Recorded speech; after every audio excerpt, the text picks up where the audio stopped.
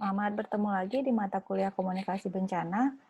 Em, Kali ini kita melanjutkan tema kuliah kita. Saya akan share screen lebih dulu.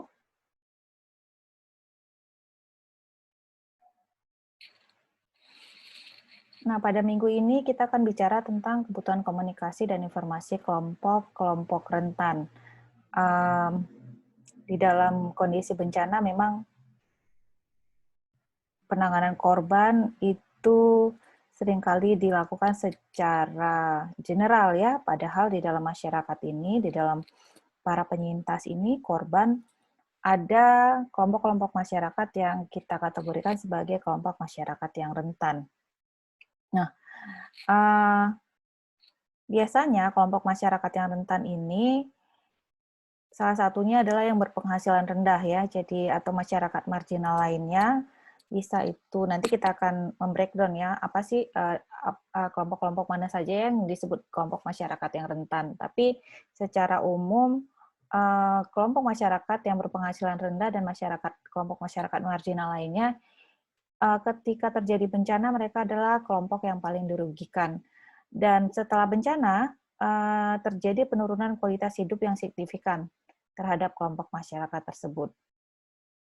Nah, termasuk juga jika kita bicara dalam konteks media dan komunikasi, dalam kondisi bencana, ini media berperan penting untuk membingkai opini publik tentang bencana, termasuk untuk membingkai kelompok masyarakat yang terdampak. Jadi, jika penyintasnya atau korbannya dari kelompok minoritas, ini seringkali dibingkai dengan cara oleh para jurnalis. Jadi ketika terjadi bencana konflik sosial, misalnya begitu ya, perang, itu kerap kali media ini akan membingkai pemberitaan tidak cover both side, tapi mungkin mengandalkan mengandalkan informasi atau asupan berita dari pemerintah, otoritas, atau memang mereka ini sudah punya pattern dalam konteks pemberitaan. Misalnya kelompok waria, ya, itu kan pemberitaannya selalu negatif ya. Padahal mereka juga bisa saja menjadi kelompok yang rentan ketika terjadi bencana. Perempuan, anak perempuan, kemudian orang tua, gitu ya. Ini sering sekali mereka ini kelompok-kelompok masyarakat rentan ini sudahlah menjadi korban bencana, kemudian menjadi juga korban pemberitaan, sehingga ada double burden di situ ya, ada double penderitaan dari kelompok masyarakat yang rentan ini. Secara umum, yang masuk kategori kelompok masyarakat rentan atau the most vulnerable groups ini adalah anak-anak, perempuan, dan manula. Namun demikian, ini secara umum ya, tapi kalau kita bicara misalnya dalam konteks ekonomi, tentu saja adalah kelompok masyarakat dengan penghasilan yang rendah. Kemudian ada karakter-karakter yang khas dari suatu negara, misalnya kelompok minoritas suku, kelompok minoritas agama, itu bisa ini ya masuk dalam kategori kelompok masyarakat yang rentan. Nah, dalam kondisi bencana, mereka ini juga selain menjadi korban, mereka juga sulit untuk mendapatkan informasi dan saluran komunikasi. Selain pemberitaan tidak fokus pada kelompok masyarakat rentan ini, mereka juga tidak diikut sertakan dalam diskusi tentang penanganan bencana. Jadi, meskipun hal dalam manajemen bencana, dalam mitigasi kesiapsiagaan, hingga penanganan gawat darurat hingga recovery, pemulihan, ini terkait dengan mereka, kehidupan mereka, tapi seringkali mereka tidak diikut sertakan. Nah, ini salah satu contohnya yang akan kita bahas kali ini adalah kelompok penyintas perempuan. Jadi, diskriminasi terhadap penyintas perempuan ini merupakan dampak dari sistem sosial di suatu negara. Jadi, jika satu negara itu memiliki kesenjangan gender yang tinggi atau ada diskriminasi berbasis gender, perempuan dan anak perempuan ini ketika terjadi bencana mereka akan semakin rentan menjadi korban atau semakin dilemahkan. Salah satu contohnya, misalnya jumlah korban bencana saja umumnya lebih banyak perempuan ya. Jadi pada saat bencana, kemudian setelah terjadi bencana, pasca bencana, nih perempuan dan anak perempuan juga rentan menjadi korban kekerasan berbasis gender, termasuk pemerkosaan, perdagangan manusia, dan KDRT. Kekerasan terhadap penyintas perempuan ini dapat terjadi dalam berbagai tahapan manajemen bencana, mulai saat tahap evakuasi hingga rehabilitasi dan rekonstruksi. Jadi saya pernah ketika di masa tanggap darurat di Lombok, ketika para pengungsi masih di pusat pengungsian, mereka kan melakukan aktivitas domestik itu di tempat umum ya, mandi, kemudian buang air dan sebagainya itu di toilet umum. Itu sempat terjadi beberapa kasus itu perempuan-perempuan itu diintip ya. Jadi mereka menjadi korban kekerasan berbasis gender ya, diintip ketika mereka beraktivitas di toilet umum.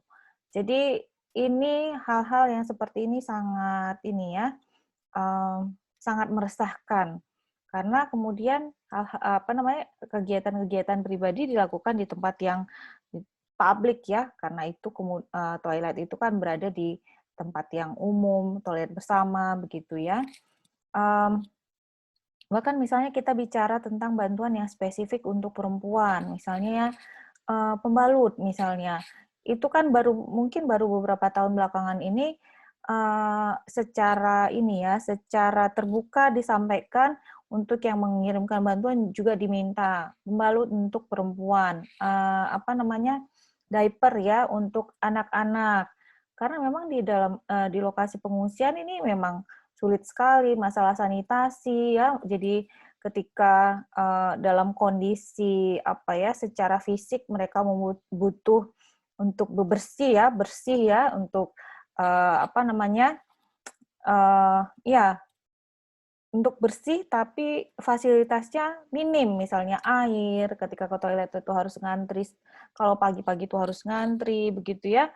Jadi fasilitas bantuan saja belum ramah gender ya, mungkin belakangan sudah ada secara umum disampaikan gitu, atau ada lembaga-lembaga yang memang khusus dia menyalurkan bantuan-bantuan untuk kelompok-kelompok seperti anak dan perempuan. Nah, juga yang cukup menarik ya, salah satu yang menyumbang kekerasan berbasis gender ini adalah komposisi tim atau lembaga penanganan bencana yang didominasi oleh laki-laki.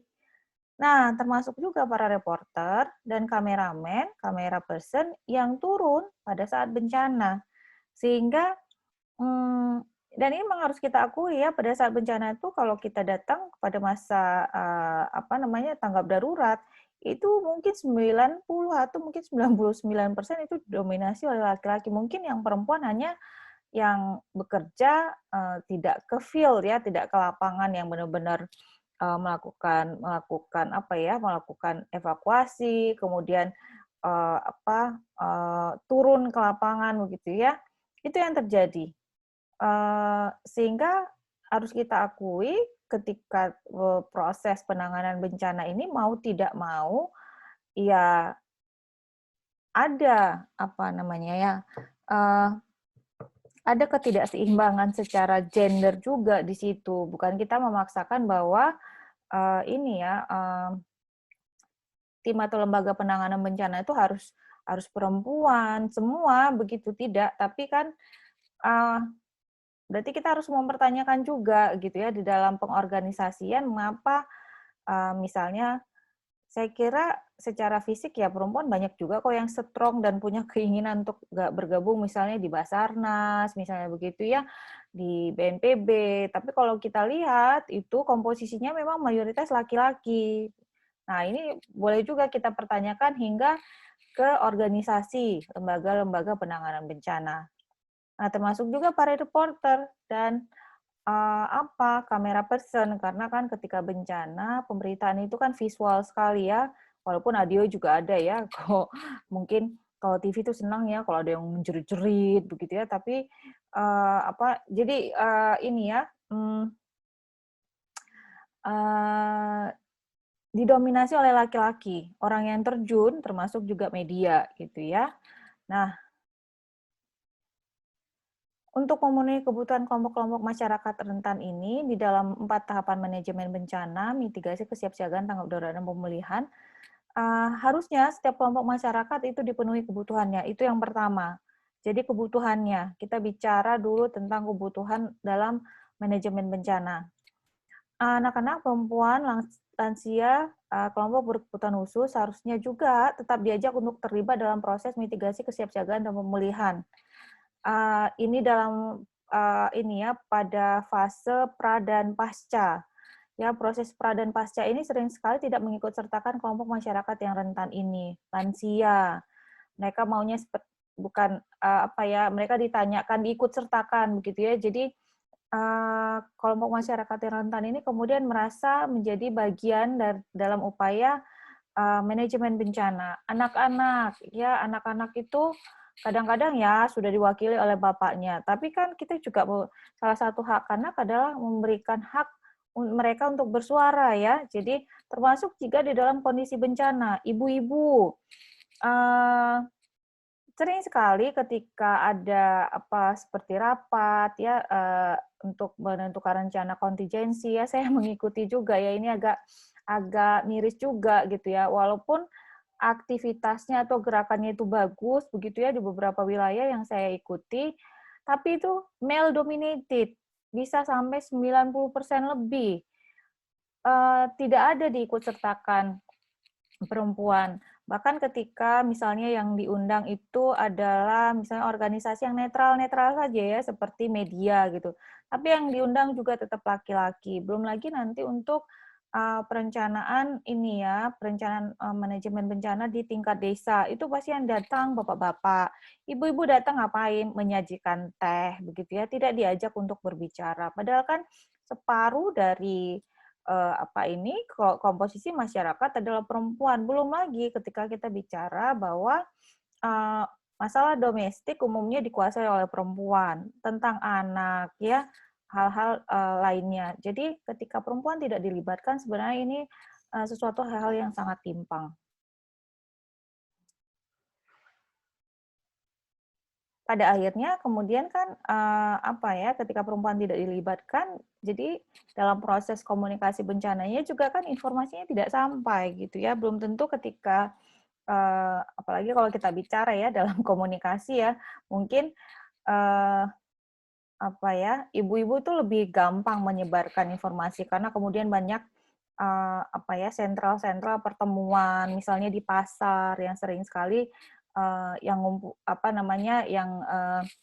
berinteraksi itu ibu-ibu yang belanja. Jadi ketika ibu-ibu yang dilibatkan sebenarnya itu lebih menguntungkan dalam hal mengkomunikasikan kesiapsiagaan bencana atau manajemen bencana, kemudian di arisan, kemudian di acara-acara seperti di posyandu dan sebagainya gitu ya. Jadi sebenarnya melibatkan perempuan ini bukan hanya untuk menampung aspirasi mereka, pendapat mereka dalam hal manajemen bencana, tapi juga untuk menjadi ini ya, untuk menyebarluaskan pesan-pesan kebencanaan begitu ya. Kalau kalau ibu-ibu yang diundang dia pasti akan cerita sama ibu-ibu yang lain, kemudian akan memberitahukan kepada anaknya dan pasti juga kepada suaminya begitu ya.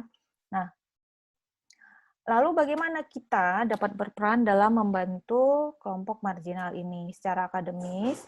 Mahasiswa, dosen ini dapat melakukan riset tentang pemenuhan kelompok marginal ini, terutama dalam bidang informasi dan komunikasi. Kemudian secara praktis, kita dapat membuat materi-materi kampanye dalam berbagai bentuk media, baik itu audio, visual, ataupun audiovisual, khusus untuk kelompok-kelompok masyarakat rentan ini. Maka ini ya, tugas semester kita juga untuk menyoroti minimnya kebutuhan apa ya, pemenuhan kebutuhan informasi kelompok masyarakat rentan ini, maka tugas Anda semester ini adalah untuk membuat materi kampanye dalam bentuk poster atau video atau audio, pilih salah satu saja. Kita fokus untuk bencana di ini saja ya, di Sumatera Utara ya. Ini yang pertama pilihan temanya bisa ancaman bencana letusan Gunung Sinabung. Atau pilihan berikutnya adalah petunjuk penyelamatan diri dari dampak letusan Gunung Sinabung. Jadi bagaimana cara menyelamatkan diri?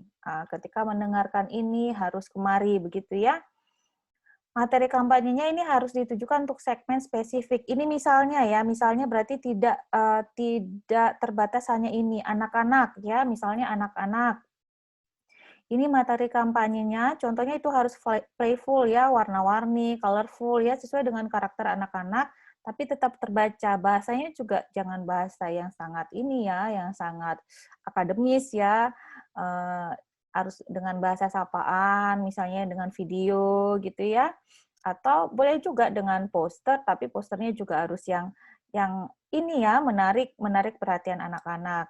Atau berbahasa daerah. Ini saya usulkan Karo, tapi karena di daerah Sinabung saya kira bukan hanya masyarakat dari suku Karo yang ada di sana ya.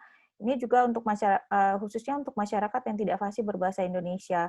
Bahasa daerah itu memang ini yang paling spesifik adalah untuk masyarakat yang tidak fasih berbahasa Indonesia. Tetapi bahasa daerah itu juga kadang-kadang memiliki makna yang lebih dalam bagi penuturnya, begitu ya. Sehingga ketika ada materi kampanye ya yang dia berbahasa daerah, mungkin lebih kena ke dalam hatinya ketimbang pakai bahasa Indonesia yang ya dia paham tetapi tidak kena di dalam hatinya, begitu ya.